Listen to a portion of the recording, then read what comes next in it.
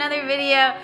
Today in our video we wanted to highlight, in my opinion, one of the most underappreciated animals in our collection, and that is the dip by Jani. So these are the northern Mexican pine snakes, and these guys are just awesome, and so we want to highlight them today in our video. So we also had a box show up today that actually has some in it.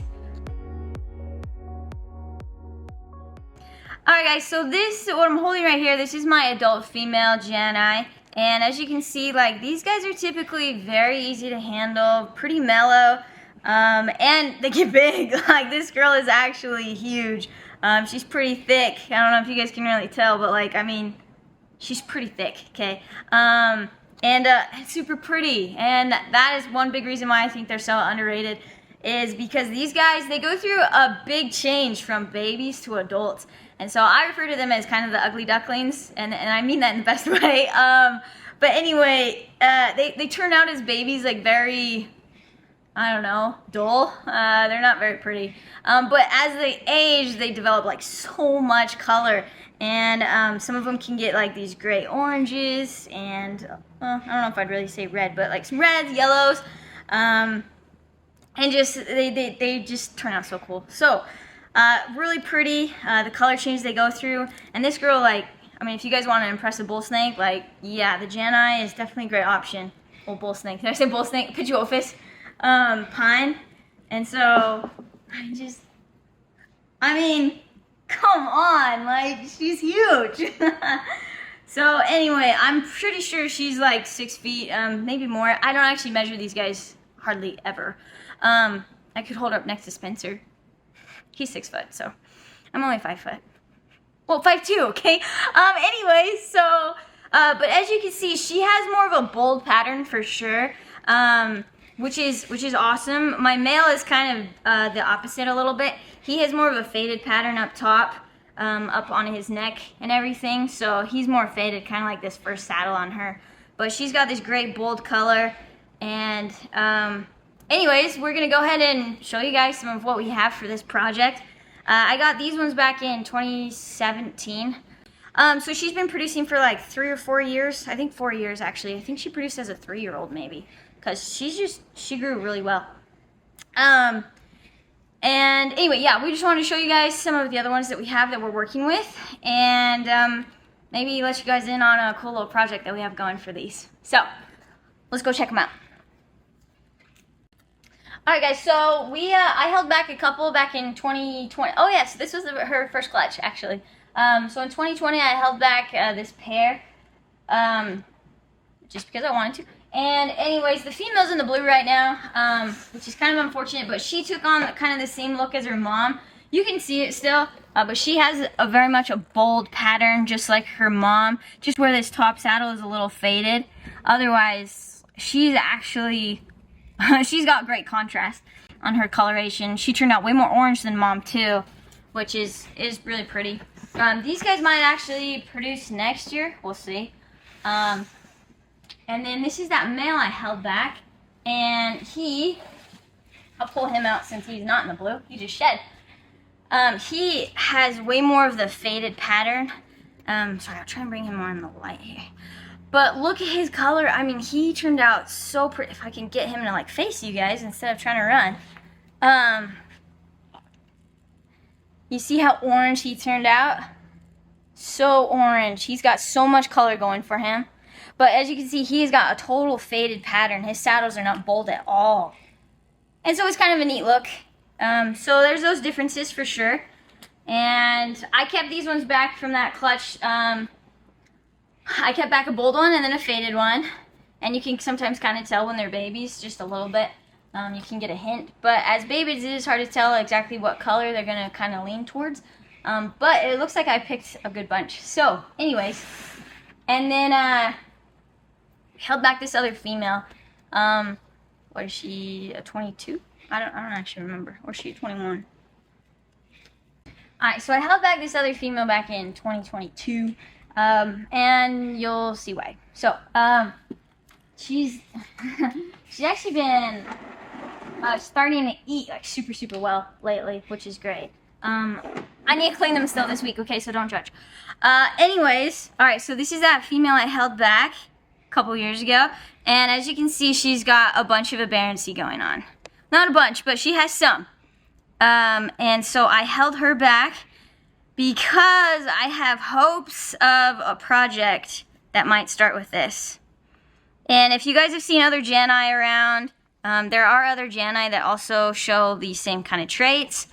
As far as I'm aware, none of it's been proven to be genetic or anything like that yet. But I am hoping to go for, well, two different versions. One, I want to make one that's striped. So, fun fact is I've actually produced striped ones. The past 2 years, there's been striped ones in both clutches from my original female. But none of them have survived.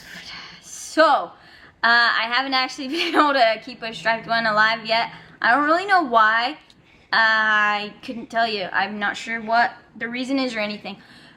But they have been like completely striped. It's the coolest looking thing.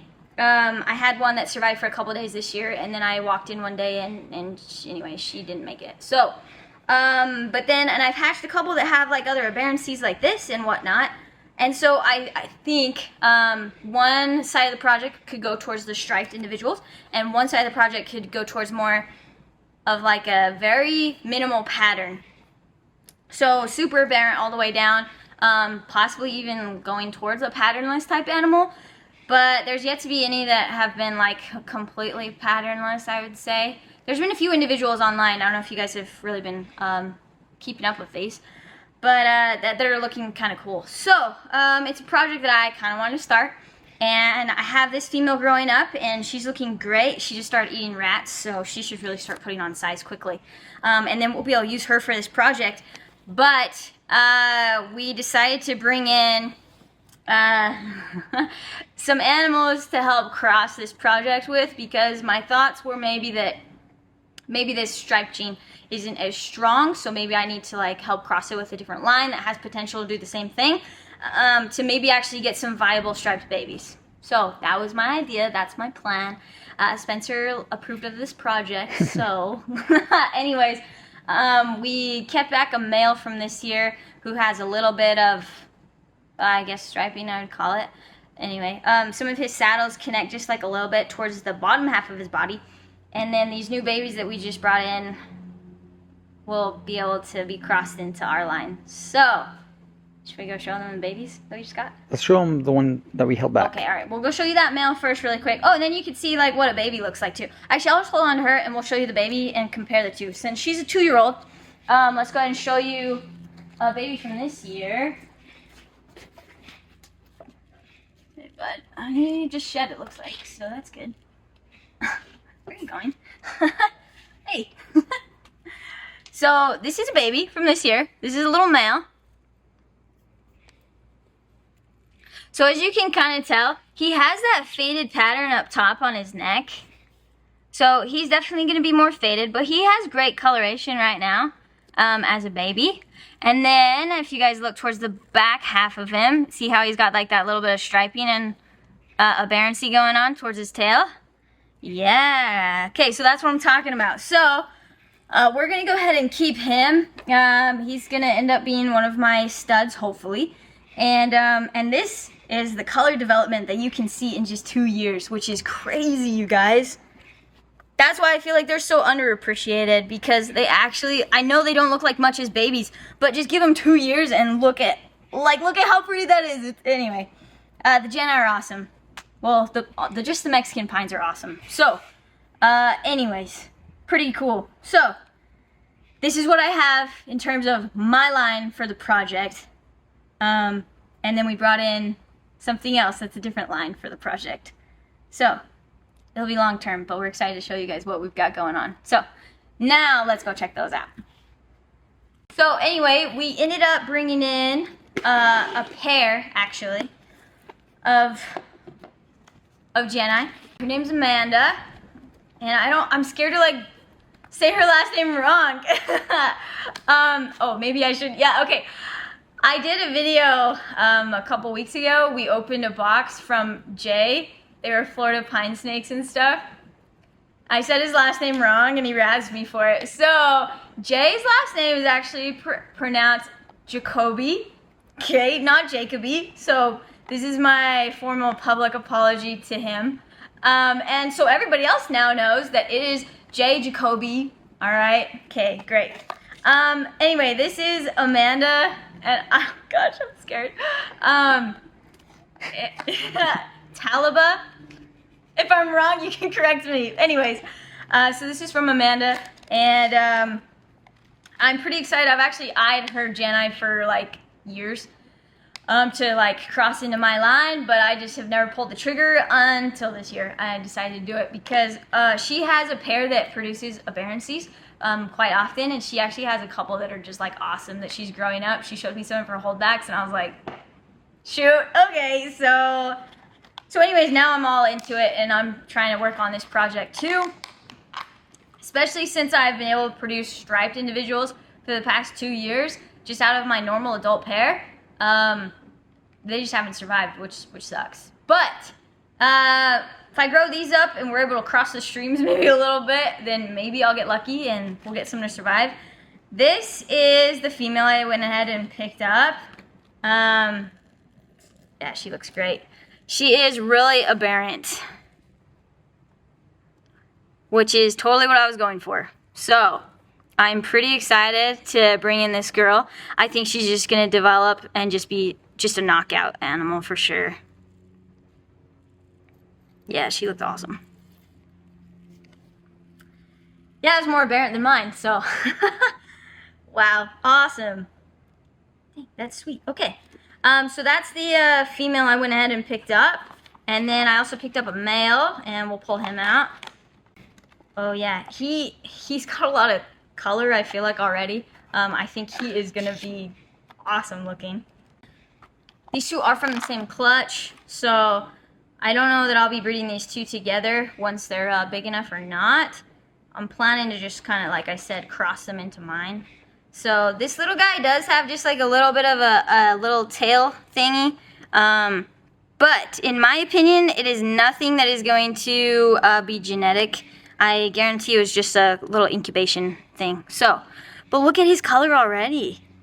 He looks awesome. He was also the most aberrant one that I could pick up. So he had like the best color and the most aberrancy out of the males. So this guy is going to be the one that I'm hopefully going to breed to that female I showed you guys. My big one, that 2-year-old. So this guy will hopefully breed her once he's big enough, which obviously he needs a few years. So in the meantime, I might end up breeding that one female because she should be ready in like a year or 2 years, and he probably won't be ready by then. So I'll probably end up breeding her back to either dad or that other actually grow up male that I have. I didn't show you him because he was in the blue. Oh no, we did pull him out. Yeah, the one with the faded pattern. Sorry, I'm getting them mixed up. Or maybe to her. So it's possible even that I'll be able to produce some better like striped ones with that juvenile pair I have. That what are they right now? Oh, they're 4-year-olds now. That 4-year-old pair I have, I might even be able to produce some out of that, because if my original pair is producing some that are striped, then that holdback pair that I had from them might have higher odds for producing whatever this is. And that could help us really prove out if this is something genetic or not.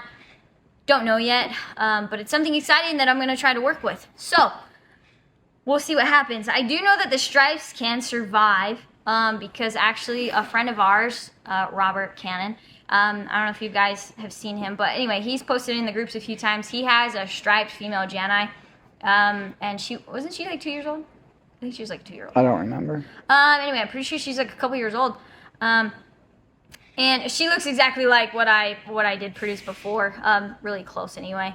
And so I know that they can survive, and so I don't think it's like a lethal project or anything like that. And what I mean by that is, like, sometimes in other, just ball pythons is what I know the best, okay, because that's what I grew up around. But in ball pythons, there's a couple of, like, supers that are actually, like, lethal. And so they typically don't survive. Spot nose is the one that comes to mind the most. but Okay. I'm pretty sure spot nose is supposed to be lethal. Some do survive though, so, but not all of them. Pretty much any super spot nose we ever produced in our room did not survive, but some do survive. And I think they're called like paintballs or something. I don't know. I haven't kept up with all of that. But anyways, so I don't think that it's actually a lethal, but maybe it is. Maybe that's why they're not surviving. I'm not really sure. But I'm hoping if we can cross these two that are like completely unrelated, that we'd be able to produce more of them and they'd survive. And it'd be something new and cool that we could provide, you know, to the world. So anyways, I really think that if you guys are looking for something new and cool to add to your collection, that the Jani are definitely one of those. We do not have any more available this year, but next year we're planning to produce another clutch, possibly 2 clutches if that young female will put on a little bit more size. She might produce 2. And so if you guys are interested, I would highly recommend these. There are some available on Morph Market. Not that I'm trying to advertise for other people, but there are some available on Morph Market. And I'm sure that they would turn into beautiful adults as well. But this is something that if you guys want a very pretty snake that's very colorful and really fun to watch grow, these guys are great to handle. They would probably chill on the couch and watch, you know, movies or TV with you, to be honest. So definitely look into them is what I'm saying. These guys are great animals, really fun to work with, and I'm excited for this project. So hopefully we can produce some cool stuff in just a couple years. And before we end the video, we just want to know what snake should we highlight next for you guys. We feel like this was a good one to highlight for this video, but if you guys have anything that you want to see highlighted next time, let us know. Thanks for watching. Make sure you like and subscribe, and we'll see you next time.